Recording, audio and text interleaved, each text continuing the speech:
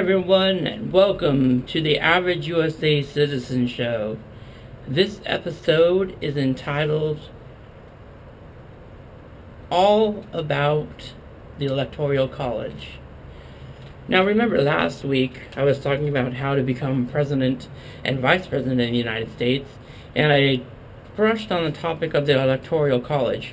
So this week I decided to go ahead and discuss the Electoral College and give you an in-depth look at it, and then give you my opinion about it.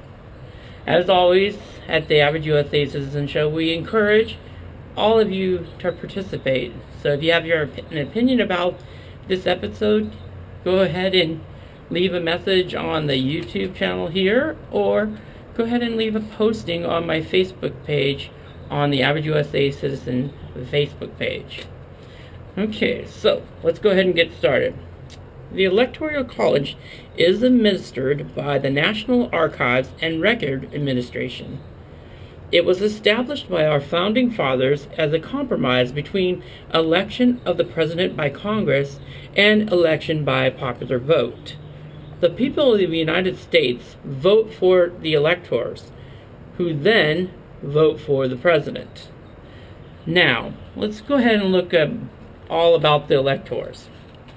What are the qualifications to be an elector for the United States? The U.S. Constitution contains very few provisions relating to the qualifications of electors. Article 2, Section 1, Clause 2 provides that no senator or representative or person holding an office of trust or profit under the United States shall be appointed as an elector.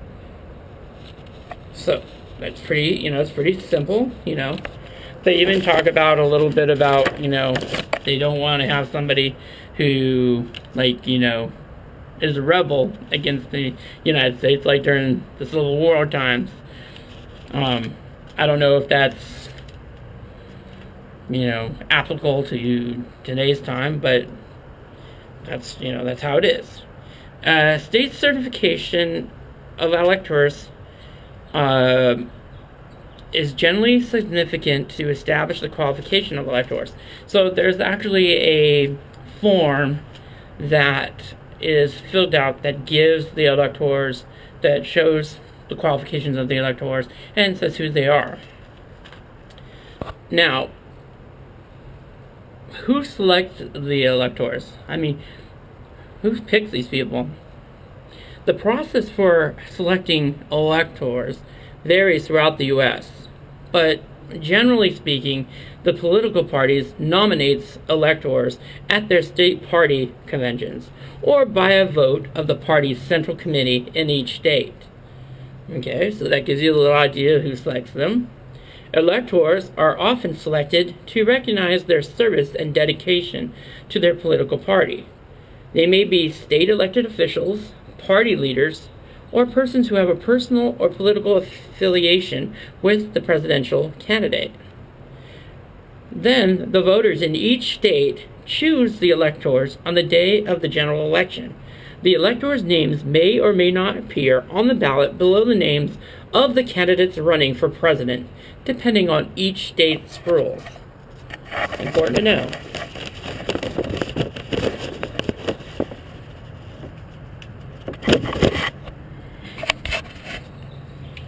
Pausing for a minute.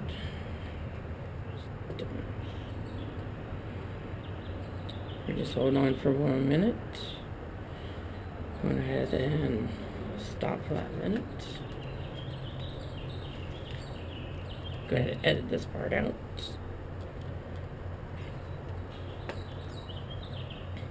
Okay. How many votes do the states get? Each state is allocated a number of electors equal to the number of the U.S. senators, always 2, plus the number of the U.S. representatives. A state's congressional delegation is determined by the state's population. The number of people in each state is determined by the federal census every 10 years. That's why it's important, everybody, that when the census comes, that you actually take part in the census, because it actually affects you in more ways than you actually know. Now, let me give you some interesting points. First of all, before I get on to that, isn't it kind of interesting that an elector, which you'll find out more about the college when I speak about it a little bit more, has a lot of power, but really there's no qualifications again. Kind of just like the president, President, you only have to be over 35 years old, be a natural born citizen, and lived in the country for 14 years, and you can be president of the United States.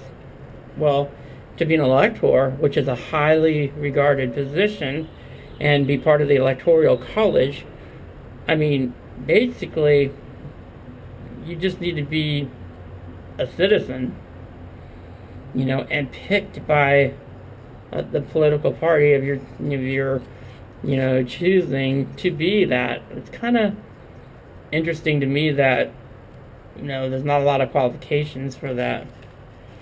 But, really, the Constitution doesn't state very many regulations regarding electors. Now, things that are interesting. Does my vote count? Okay. Yes, your vote counts within your state. Your vote has a great deal of significance in your state. Under the Electoral College system, we don't elect the president or the vice president through a direct nationwide vote. We select electors who pledge their electoral vote to a specific candidate. In December, the electors of each state meet to vote for president and vice president. The presidential election is decided by the combined results of the 51, that's 50 states, and the District of Columbia state elections. Technically, the electors do not have to vote for anyone.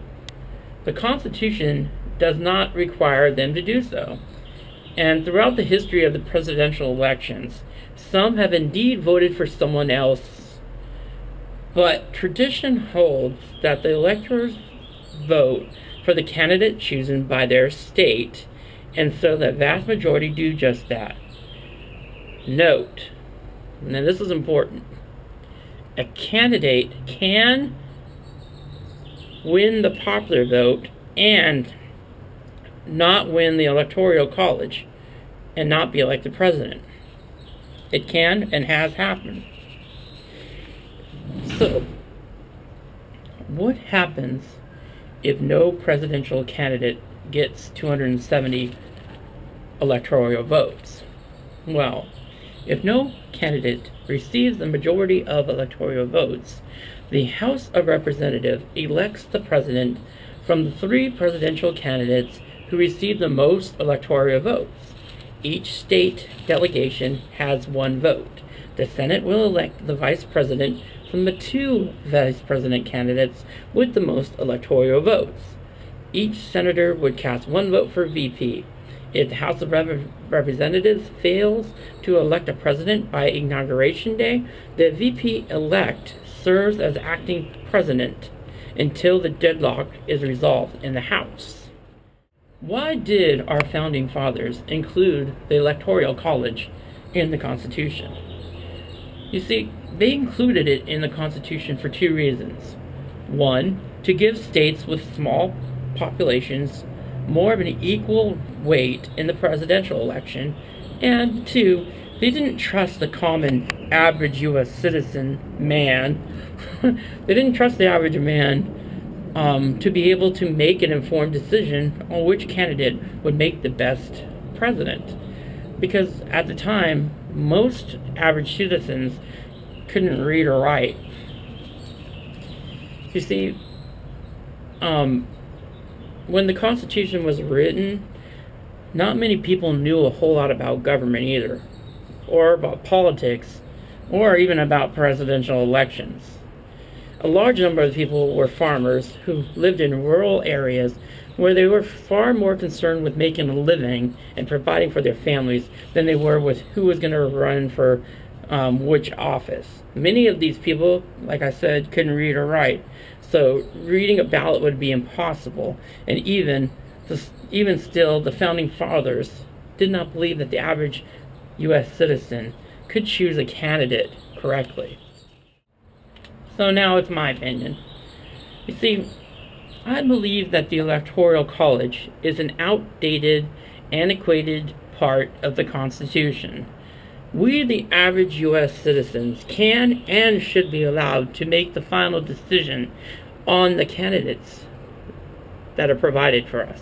And we don't need anyone to make the decision for us.